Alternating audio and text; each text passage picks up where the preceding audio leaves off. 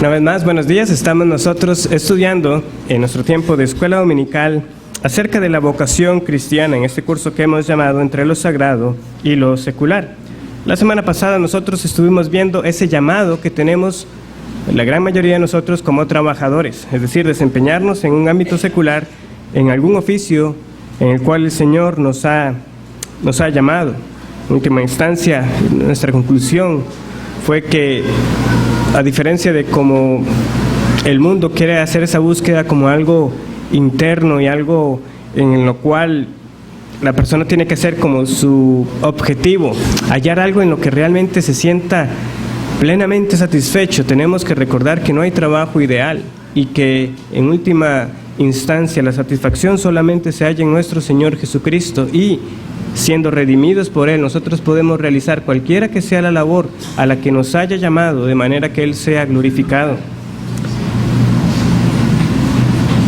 Y hicimos las aclaraciones, esto no elimina el que alguien esté persiguiendo o hacer las labores de tal manera para poder ser ascendido en su trabajo, o que esté desarrollando un trabajo mientras estudia para luego desempeñar otra, pero de nuevo, la vocación es lo que estamos haciendo en el presente, eso es lo que el Señor te ha llamado a hacer en este momento. Y es ahí donde hay que hallar ese contentamiento en lo que Él me ha llamado a hacer.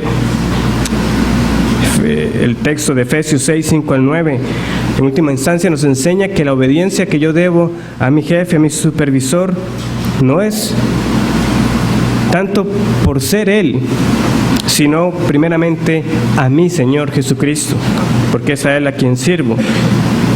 Y asimismo los amos, podríamos decir en nuestros días los jefes, también están llamados a recordar de que hay un Señor sobre todos, que es nuestro Señor Jesucristo.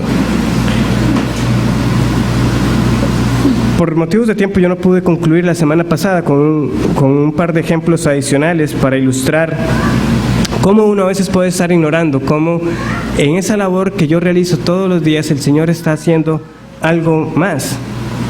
Y voy a citar solo uno de ellos, de uno de los autores, que recordando una batalla en particular, nos dice cómo los soldados que estaban en esa batalla, en esa guerra, ignoraban que ellos estaban siendo parte de un evento importante ese día, porque ese día se gestó una de las batallas decisivas que definiría a los vencedores. Entonces dice así: los soldados recuerdan cómo pasaban un día normal. Uno estaba sentado en su trinchera todo el día. Cuando algún tanque alemán acertaba a pasar por allí, ellos disparaban contra él. Otros jugaban a las cartas y malgastaban el tiempo. Unos pocos se involucraban en feroces cruces de fuego. En general, aquel día transcurrió como cualquier otro día para un soldado de la infantería en el frente. Después se enteraron de que acababan de participar en uno de los mayores y más decisivos combates de la guerra, la batalla de Bulge. No pareció decisivo a ninguno de ellos en aquel momento, porque ninguno tenía la perspectiva completa de que lo que estaba aconteciendo a escala global. Las grandes victorias se ganan cuando la gente ordinaria ejecuta sus tareas asignadas. Una persona fiel no se plantea cada día si tiene ánimo suficiente para seguir las órdenes del sargento o si va a desarrollar un trabajo aburrido. Ejerce la fe respondiendo a la tarea que tiene por delante. ¿Qué ilustra todo esto? Sencillamente que Dios usa a las personas comunes y corrientes en el lugar ordinario que ellas habitan para moldear el destino de las naciones. Y adicionalmente quiero compartir una cita del pastor Carlos Spurgeon también al respecto de esto de lo que nosotros hacemos cada día. Así debemos comportarnos este y cada día, pues pertenecemos completamente a aquel que te amó y se dio a sí mismo por ti. Dejemos que el amor de Cristo nos constriña en este asunto. Pongámonos el yugo de Cristo y sintamos a la vez que somos su posesión adquirida por sangre y sus sirvientes para siempre, pues por la fe Él es nuestro y nosotros de Él. Debemos vivir como hombres de Cristo en cada asunto, sea grande o pequeño, sea que comamos o bebamos, todo lo que hagamos debe ser para la gloria de Dios. dando gracias a Dios y Padre de nuestro Señor Jesucristo. Así, ven, la fe en quien se dio a sí mismo por nosotros nos lleva a gastar nuestras energías en su servicio y a hacer nuestro trabajo ordinario con la vista puesta en su gloria. Y así nuestra vida tiene color y sabor por la fe en el Hijo de Dios. Eso es lo que debemos entonces recordar cada día cuando yo estoy haciendo esa labor ordinaria, aquello rutinario, lo estoy haciendo para mi Señor Jesucristo. Finalmente, unas preguntas que surgieron de la clase pasada. De nuevo, son escenarios más que todo hipotéticos y como tales no es algo que vayamos a enfrentar en la próxima semana o en un mes. Pero alguien me preguntaba, pastor, ¿y qué es de los deportistas? Porque la tendencia hoy en día, ¿verdad?, es que los deportes se practiquen el día domingo. Entonces, si alguien es deportista y el Señor le salva, ¿qué tiene que hacer? Si a eso es lo que se dedica. Como les digo, es un caso hipotético. Cada cuánto puede ocurrir que uno de esos atletas reconocidos y que en verdad eso es a lo que se dedica de pleno, se tuviera que plantear qué hacer con su vida. Muy bien. ¿Qué opciones podría tener una persona ante tal escenario? Bueno, sencillamente puede renunciar y dedicarse a otra cosa. Como la gran mayoría de deportistas ahora también se preparan en otro ámbito porque saben que estas carreras son de corta duración y que después de los 30 y tantos de años usted ya no va a rendir lo mismo y no va a tener ese nivel de competitividad para estar en los juegos a ese nivel de competencia. O sea, muchos de ahora que están en esas olimpiadas, muchos anuncian que se están retirando y lo que tienen son 31 años. Y ya acabó para ellos. ¿Qué van a hacer el resto de su vida? Bueno, obviamente, de nuevo, si hablamos de estos grandes perfiles, muchos de ellos pues tendrán asegurado, se podría decir, un futuro por algunos años. Pero de nuevo, vayamos al que tiene un perfil más bajo. Tendrá que dedicarse a otra cosa.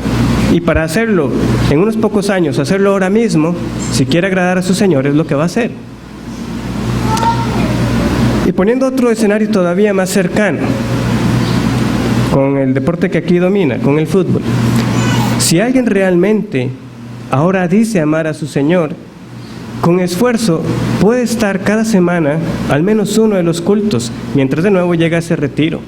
Y en la mayoría de los casos podría estar hasta en los dos, porque no siempre se juega un día domingo. El punto es, quien está interesado y realmente ahora ha entendido que Jesús es el Señor de su vida, hará lo que Él le pide.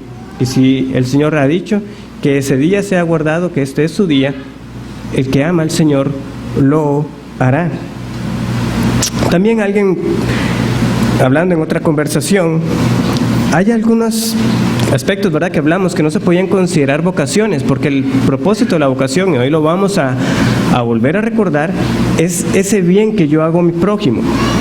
Entonces, en los días que vivimos, por ejemplo, hay personas que fácilmente podrían ganar su vida produciendo videos, sobre todo en esta plataforma de YouTube. Hay un caso, por ejemplo, de un muchacho que, no sé, podría tener, no creo que llegue a los 20 años, cuando leí la noticia, y ganaba más que muchos presidentes. ¿Qué es lo que hace él? Se graba a sí mismo jugando videojuegos. Y aunque parezca impresionante, millones de personas lo ven cada día jugar. Y entonces, obviamente, Google le paga un cierto monto de dinero por cada reproducción de los videos. Entonces, es tantas las personas que lo ven y todos los días que así se gana muchísimo dinero. Esa es una vocación. Bueno, usted podría entonces preguntarse, ¿qué bien está haciéndole usted al prójimo con eso? Básicamente es una pérdida de tiempo. Por más que podríamos tener de nuevo un aspecto en que uno diga que hay una recreación, pero ¿estoy yo realmente haciendo bien a mi prójimo con que él gaste su vida viendo a otro jugar? Esto es diferente a quien hallara en una plataforma como esta algo que podría ser de mucho mayor valor. Alguien que se pone un canal de cocina, un canal de reparación, un canal de enseñanza del idioma, de las matemáticas, es decir, podría tener un uso más didáctico, ¿verdad? Pero bueno, refleja en parte los días que vivimos y cómo el entretenimiento claramente sigue siendo algo que apela a las personas con tal de no rendir sus vidas a lo que el Señor nos ha llamado. Vamos a ver hoy el llamado a la familia. Uno de los autores en el libro Dios en el Trabajo inicia contando esta anécdota de una señora de ya más de 85 años que ha fallecido, se está celebrando su funeral y empiezan a llegar las personas cercanas a ella, la familia. Y resulta que ella tuvo muchos hijos. Y empiezan a llegar no solamente los hijos, sino los hijos con sus esposas o esposos, dependiendo, los nietos, los bisnietos, los tíos, los sobrinos. Dice, cuando nos dimos cuenta, la iglesia estaba abarrotada de la familia. Muchas generaciones estaban ahí. ¿Qué hubiera pasado si esta mujer no hubiera conocido a su esposo allá por los años 30? ¿Dónde estarían todas esas personas que estaban en ese día, en ese funeral, dando gracias a Dios por la vida de esta mujer y que ahora la encomendaban para reunirse con el Señor? ¿Qué hubiera pasado? Bueno, él dice, la mitad de las personas que estaban ese día no estarían, desde los abuelos de la mediana edad hasta esos pequeños que se estaban moviendo entre las bancas no existirían. La unión del que fuera su marido y esta mujer tuvo consecuencias que ellos no hubieran podido soñar y llevó a un número desconocido de nuevas vidas a través de cada nueva generación, a otro sinnúmero de conversiones y bautismos, a nuevos matrimonios y nuevos hijos siendo nacidos. Claramente Dios obró por medio de la vida de esta mujer y de su esposo en la familia que ellos empezaron. Cada cristiano, y de hecho cada ser humano, ha sido llamado por Dios a estar en una familia. Nuestra misma existencia vino por medio de nuestros padres, por quienes fuimos concebidos y traídos al mundo. Y de nuevo, Dios pudo haber llenado la tierra creando a cada ser humano, pero no. Fue su propósito crear a Adán y a Eva y a darles a ellos el mandamiento de que fructificaran y llenaran la tierra. Así es como Dios obra y así es como Dios crea nueva vida, por medio de los seres humanos, siendo fieles a ese mandamiento que Él dio desde el día en que Él nos creó. Fue la manera que Él escogió. Y podríamos decir que la familia es la más básica de las vocaciones, porque de nuevo cada uno de nosotros es traído por Dios a una familia. Y es ahí donde ese cuidado providencial de Dios se ve cada día. Y cuanto más pequeño uno, más evidente sería, aunque obviamente sería más necesaria esa instrucción para recordarle a esos pequeños que Dios te cuida a ti por medio de nosotros. Los antropólogos concluyen que la familia es la unidad básica de cada cultura. Y siendo la vocación esa unidad o esa vocación más básica, la autoridad que nosotros vemos en otras vocaciones se podrían decir que se derivan de la autoridad que Dios ha dado a la familia. ¿Por qué? Bueno, porque serán las familias que compondrán las sociedades, y ahí estará luego el llamado que veremos como ciudadanos. Es por la familia que el padre tendrá que salir y buscar la provisión para su hogar. Entonces tenemos esa vocación del trabajo. Y asimismo en la iglesia, la cual es recordada con relaciones en la familia de aspectos del Evangelio.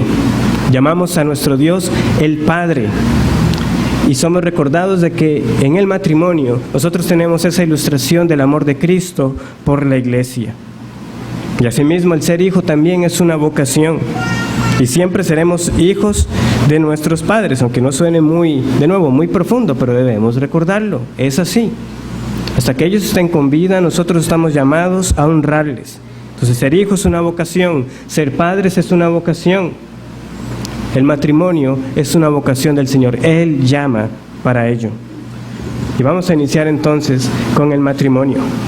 Brevemente, no vamos a ver todo el detalle, parte de esto ya se ha estado diciendo en semanas anteriores.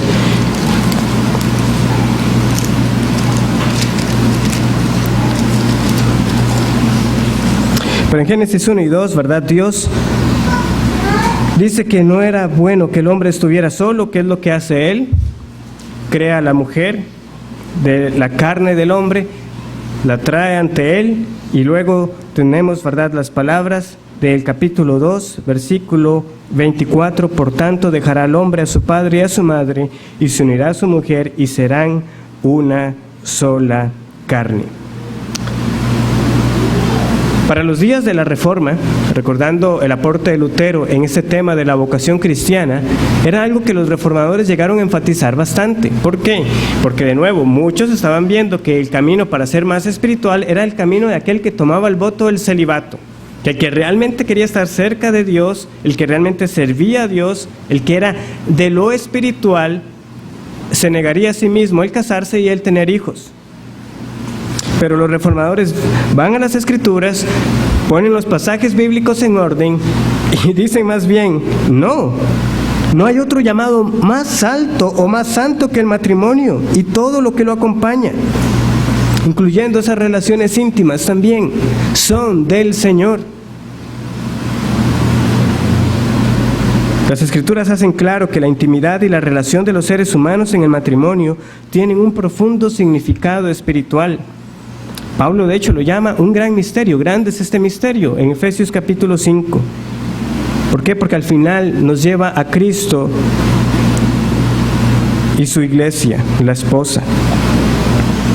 Y al final de los tiempos, esta esposa de Cristo, la iglesia, será finalmente reunida con su prometido en las bodas del Cordero. Vayamos a Apocalipsis capítulo 21.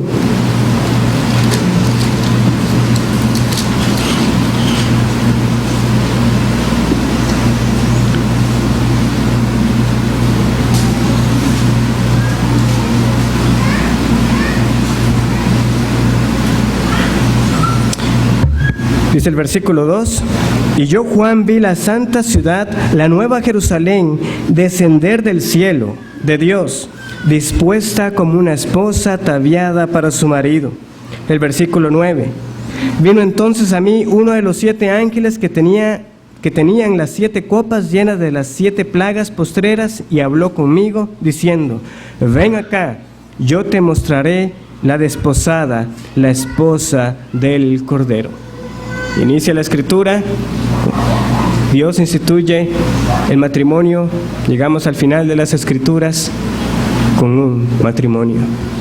La esposa de Cristo siendo llevada a su Redentor.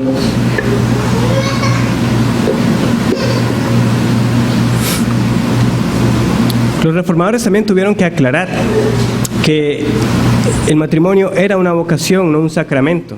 No es apropiado hablar del sacramento del matrimonio, pues el sacramento como tal es aquello que nos muestra a nosotros esa relación tangible de Cristo con su iglesia, como medio de gracia. Pero sigue siendo una vocación, un estado natural común a todo el género humano y que Dios instituyó. Y a pesar de que no es un sacramento, ¿verdad?, como algunos a veces se refieren al matrimonio, como un todo, el matrimonio sí está llamado a ilustrar el Evangelio.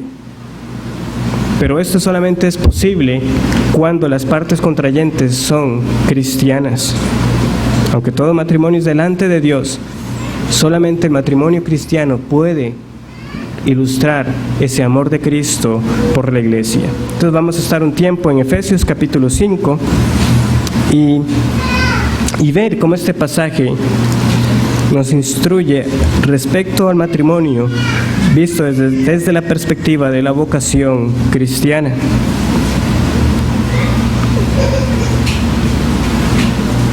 Versículos 22 al 24. Las casadas estén sujetas a sus propios maridos como al Señor, porque el marido es cabeza de la mujer, así como Cristo es cabeza de la iglesia, la cual es su cuerpo, y Él es su Salvador. Así que, como la iglesia está sujeta a Cristo, así también las casadas lo estén a sus maridos en todo. Podemos decir que la esposa ve a Cristo oculto en su marido. Ella está llamada a sujetarse a Él. ¿Por qué? Porque la iglesia se sujeta a Cristo. Esto lo hemos escuchado varias veces. Pero es lo que debemos recordar, o las hermanas deben recordar, cuando el Señor las llama a esa vocación para ser esposas. ¿Por qué obedezco a mi marido en todo lo que es conforme a la voluntad de Dios? Porque la iglesia se sujeta a Cristo. Esa es la verdad que está de fondo.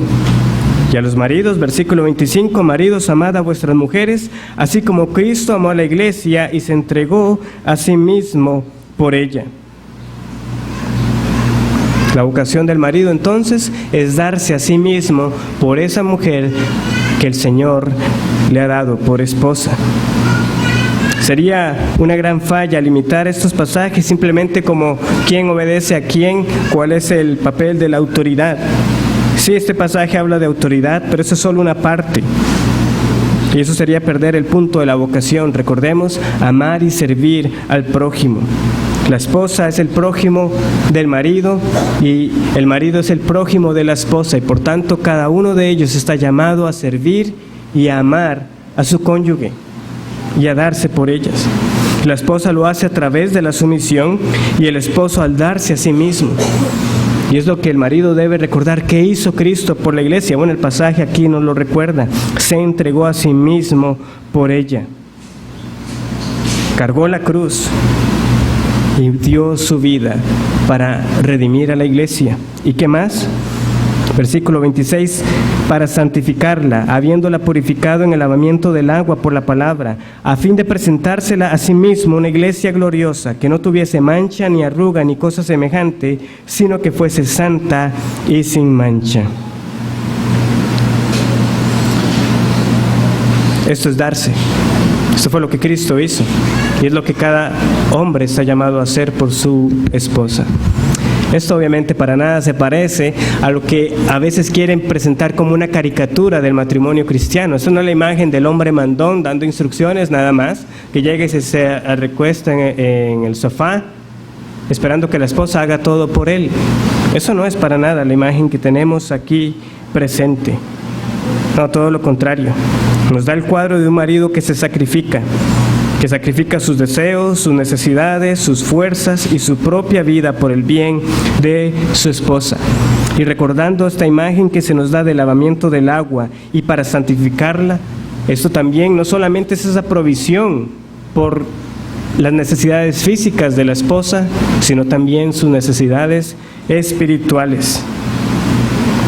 Debe darse a sí mismo por el bien espiritual de su esposa. Y para el hombre que haga así, para el hombre que se dé de esta manera, debería darse, ¿verdad?, como respuesta una esposa que con toda confianza se puede sujetar a un hombre que sabe que lo está dando todo por ella, por su bienestar físico y espiritual. También podemos decir, por esta analogía que se presenta, que así como Cristo es quien inicia nuestra relación con Él, ¿verdad? Fue Él quien nos buscó a nosotros, no nosotros a Él. Está en el marido el llevar la iniciativa, el llevar la batuta en el crear este matrimonio bíblico. Es decir, el esposo no va a conseguir que el matrimonio ilustre el evangelio sacándole en cara a la esposa. Efesios 5:22, es que tienes que someterte a mí, tienes que obedecerme. Recuerda, no se logra de esta manera, insistiéndole con lo que es la verdad que está ahí estipulada, sino que así como nuestra obediencia a Cristo viene en respuesta a lo que Él hizo por nosotros, el marido tiene que recordar que esa iniciativa la tiene que llevar él, mostrando esa vida sacrificial en el matrimonio. Y entonces vendrá la sujeción como respuesta. ¿Por qué? Porque entonces la esposa recordará, eso es lo que la iglesia hace con su Redentor. Hay más, versículo 28.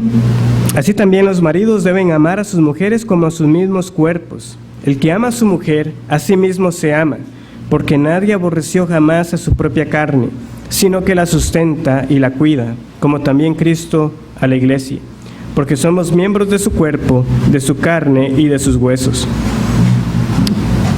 Por esto dejará el hombre a su padre y a su madre y se unirá a su mujer y los dos serán una sola carne.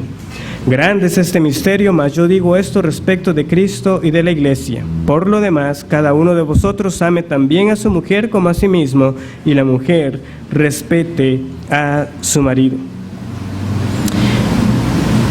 Pablo ahora lleva una aplicación bastante humana, podría decir uno, en el sentido de que al marido, ya le ha dicho, sí, ame como Cristo amó, pero le pone otra ilustración para que también pueda entender. Ame a su esposa como a su propio cuerpo. Lo que usted no le haría a su cuerpo, usted no se lo va a hacer a su esposa. Y como usted cuida a su propio cuerpo, es como usted debería cuidar a su esposa. Una aplicación traída, así como para que nosotros lo tengamos bien claro.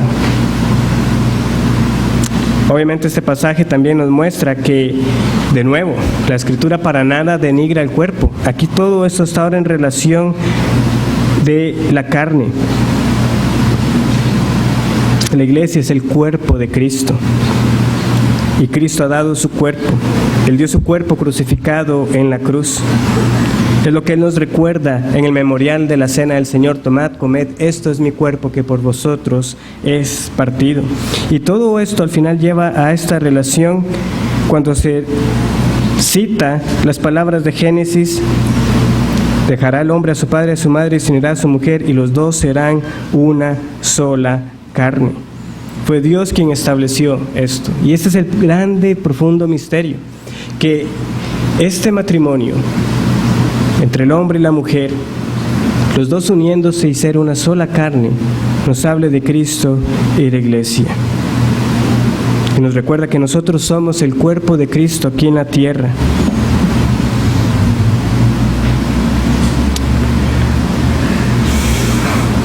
Podemos ir también a 1 Corintios capítulo 7, otro pasaje en el cual Pablo trata esta relación íntima entre los cónyuges.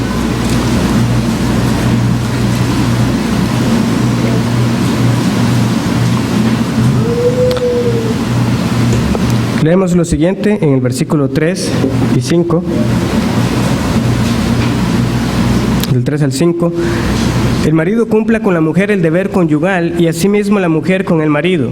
La mujer no tiene potestad sobre su propio cuerpo, sino el marido, y tampoco tiene el marido potestad sobre su propio cuerpo, sino la mujer. No os neguéis el uno al otro, a no ser por algún tiempo de mutuo consentimiento, para ocuparos sosegadamente en la oración, y volved a juntaros en uno, para que no os tiente Satanás a causa de vuestra incontinencia. El pasaje es bastante claro y es poco lo que se debe añadir.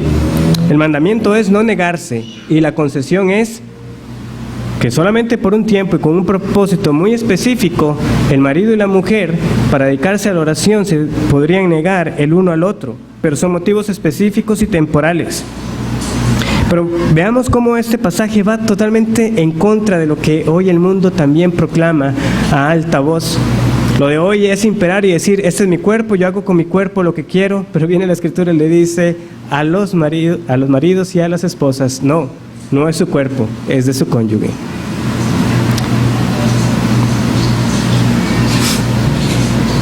También, una vez más, deja bien claro los límites. Aquí no hay ninguna permisividad sexual. Esto es solamente entre el marido y su mujer.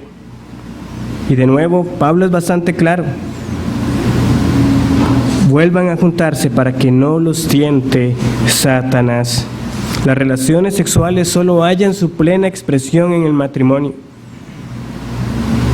Y todo lo que sea fuera de él, cualquier tipo de inmoralidad sexual o la infidelidad,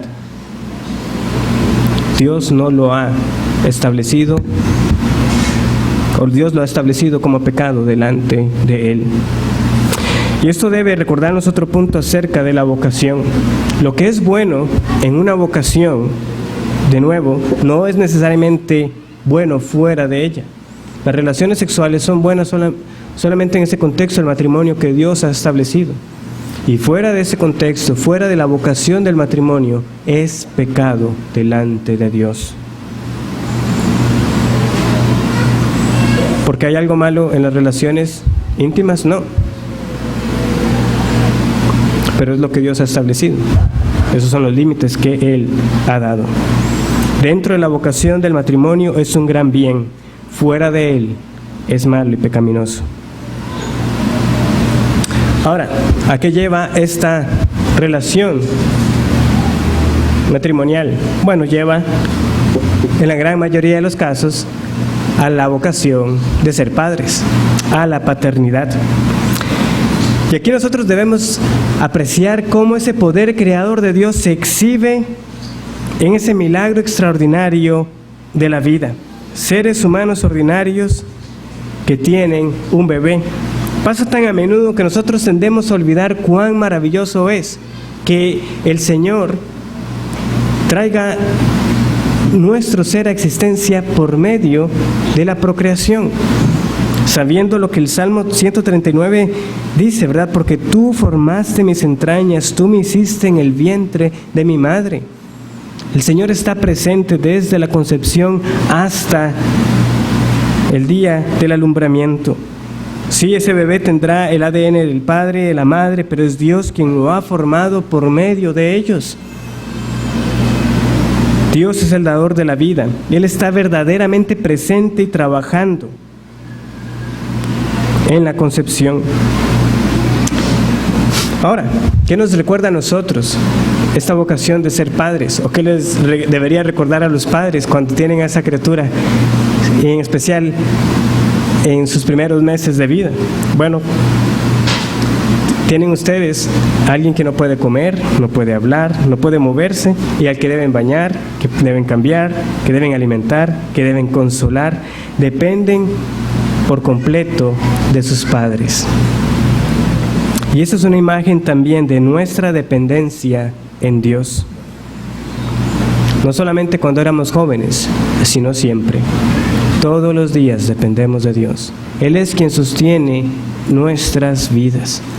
Entonces, Padre, así como usted ve a ese niño que usted dice, ¿qué haría este pequeño sin mí? ¿Qué haría usted sin Dios? Si no le diera la vida todos los días. Ese traer a la existencia y preservar a los hijos es Dios en la vocación de la paternidad, y es lo que Él hace con su creación. Ahora también, los padres son instrumentos, o están llamados a ser instrumentos o vehículos para llevar a estos hijos a la fe. ¿Verdad? Nos dice el conocido Proverbio 22:6, instruye al niño en su camino, y aun cuando fuere viejo no se apartará de él.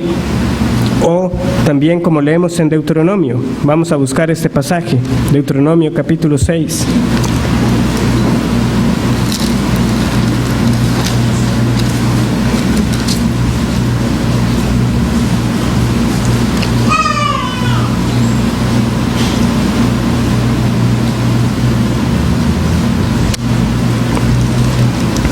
Versículo 4.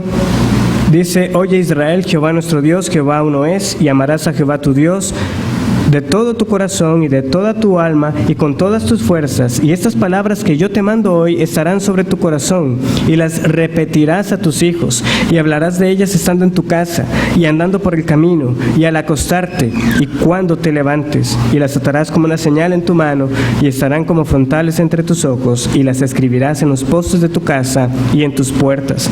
También unas páginas hacia atrás, Deuteronomio capítulo 4, versículo 9. Por tanto, guárdate y guarda tu alma con diligencia, para que no te olvides de las cosas que tus ojos han visto, ni se aparten de tu corazón todos los días de tu vida. Antes bien, las enseñarás a tus hijos y a los hijos de tus hijos. Los catecismos reformados asignan la instrucción de los hijos en las verdades de la fe, no meramente a los pastores, sino a la cabeza de la familia, a los padres. El bienestar espiritual de los hijos debe ser no debe ser nutrido solamente en la iglesia, sino en la familia. Más bien, podemos decir, es en la familia, los padres los que tienen la responsabilidad primaria de enseñar el Evangelio a sus hijos. Los catecismos y las escuelas dominicales por parte de la iglesia son una ayuda en esta labor, pero nunca un sustituto y nunca lo único que deberían preocuparse un padre por hacer. Sí, yo lo he llevado cada domingo a la iglesia, ¿no? Y todos los demás días. Se podría decir que la familia es como una pequeña iglesia, donde el marido es como un pastor a su esposa y sus hijos. Y aquí vemos esta gran responsabilidad de enseñar la palabra de Dios en todo momento. ¿Cómo se ve esto en la familia, en nuestros días? Bueno, se ve a través de los devocionales familiares, a través de la lectura bíblica, a través de la instrucción moral, a través del perdón mutuo de pecados que tienen que ver ellos en sus padres y en esa proclamación y aplicación del Evangelio. Cómo llevar las situaciones de la vida cotidiana al Evangelio a nuestros hijos. Eso es parte de esa formación espiritual. Seguimos avanzando. Tenemos la vocación de ser hijo. Bueno, no todos serán llamados a ser padres, pero todos nosotros, de nuevo, salvo situaciones particulares, tienen a sus padres, ya sean sus padres naturales o aquellos que hayan adoptado, pero están con usted y estarán con usted hasta cuando usted llegue a su adultez. Y claramente ese mandamiento de honrarles sigue vigente. Agustín llegó a escribir lo que se conoce como las confesiones, y el mismo Agustín un día reflexionaba acerca de cómo tienen que haber sido aquellos primeros días cuando yo era completamente indefenso. Y vean lo que él llegó a escribir. Pero me recibieron los consuelos de tus misericordias, según tengo oído a mis padres carnales, del cual y en la cual me formaste en el tiempo, pues yo de mí nada recuerdo. Me recibieron, digo, los consuelos de la leche humana, de la que mi madre y mis nodrizas se llenaban los pechos, sino que eras tú quien, por medio de ellas, me daban el alimento aquel de la infancia, según tu ordenación y los tesoros dispuestos por ti hasta en el fondo mismo de las cosas. Tuyo era también el que yo no quisiera más de lo que me dabas, y que mis nodrizas quisieran darme lo que tú les dabas, pues era ordenado el afecto con quien querían darme aquello de que abundaban en ti, ya que era un bien para ellas el recibir yo aquel bien mío de ellas, aunque realmente no era de ellas, sino tuyo por medio de ellas, porque de ti proceden ciertamente todos los bienes, oh Dios, y de ti, Dios mío, pende toda mi salud. Haría un bien también que muchos de nosotros reflexionemos, pero de nuevo, no es hasta que la mayoría de nosotros llegamos a ser padres que entonces valoramos verdaderamente lo que nuestros padres hicieron por nosotros cuando nosotros estábamos así de indefensos. Y uno entonces aprecia, bueno, a mí también, cuántas noches de desvelo les habré dado, cuántos dolores de cabeza, cuánto hicieron realmente mis padres por mí, aún si es que es el caso de que los padres de uno son incrédulos. Pero aún en eso, en esa fuerza de la vocación, el Señor me sostuvo a mí. Lutero, por su parte, llegó a escribir: debe ser recalcado a los jóvenes que ellos deben reverenciar a sus padres como representantes de Dios y recordar que por pobres, débiles, modestos o excéntricos que estos sean, siguen siendo su padre y madre dados por Dios. Ellos no pueden ser privados de su honor a causa de sus caminos o fallos. Por lo tanto, no pensemos en sus personas, sino en la voluntad de Dios, quien los ha creado y los ha ordenado así.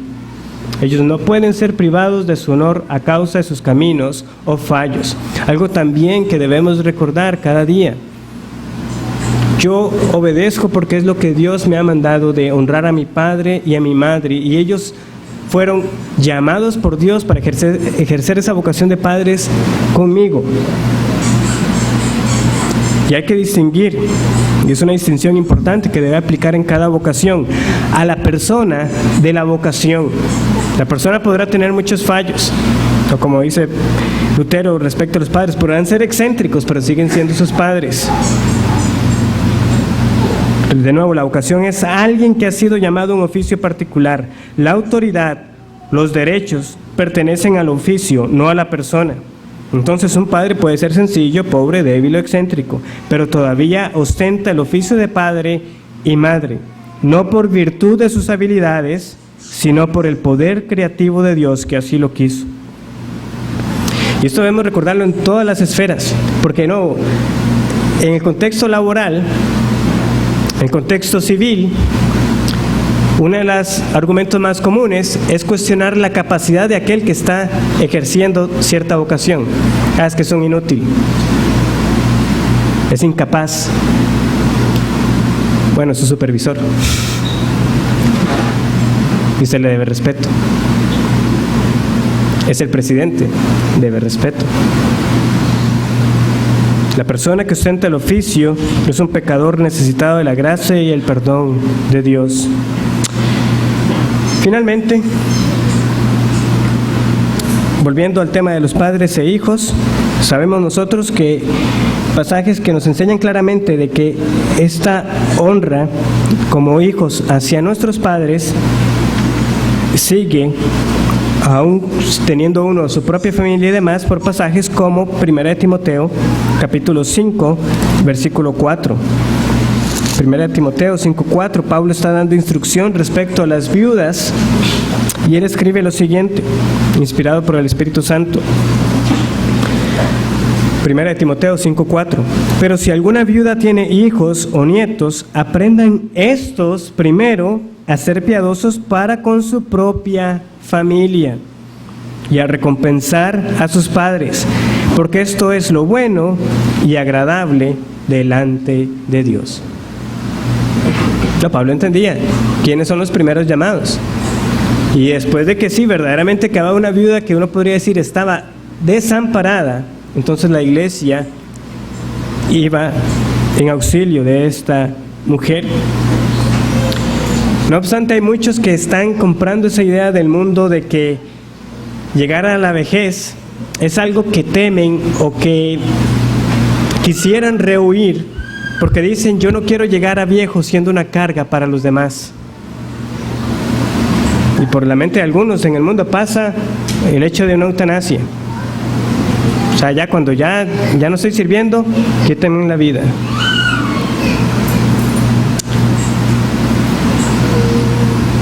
Pero así como fuimos nosotros completamente indefensos e incapaces de hacer algo por nuestra cuenta cuando nacimos, llorando en nuestras cunas, puede que lleguen los días en que sean los padres los que serán dependientes de sus hijos.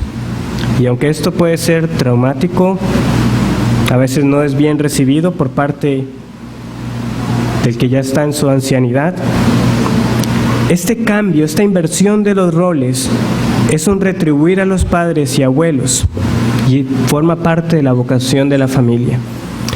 Bueno, nosotros no sabemos cuántos años tiene el Señor para cada uno de nosotros, pero si Él lo permite que lleguemos a esa ancianidad y que sea una en la que seamos completamente dependientes para todo, es lo que el Señor ha querido y nos ha llamado.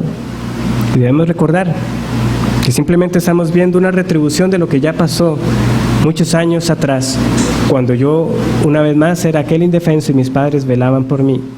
Y ahora, por medio de esa familia que el Señor le haya permitido a usted tener, ahora ellos van a cuidar de usted, o Dios cuidará de usted por medio de ellos.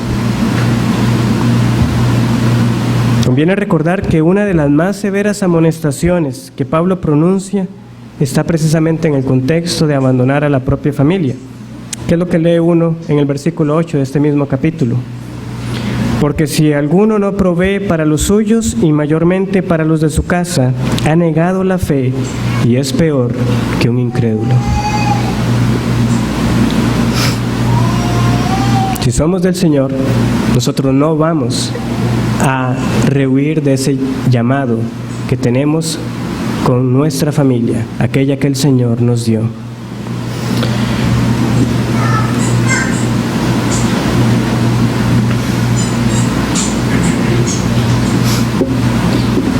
Finalmente, cabe recordar una vez más que al hablar del tema de familia no habla de autoridad, así como se puede hablar en otras vocaciones, y de cómo las demás vocaciones, esa relación de autoridad la tenemos ejemplificada en la familia.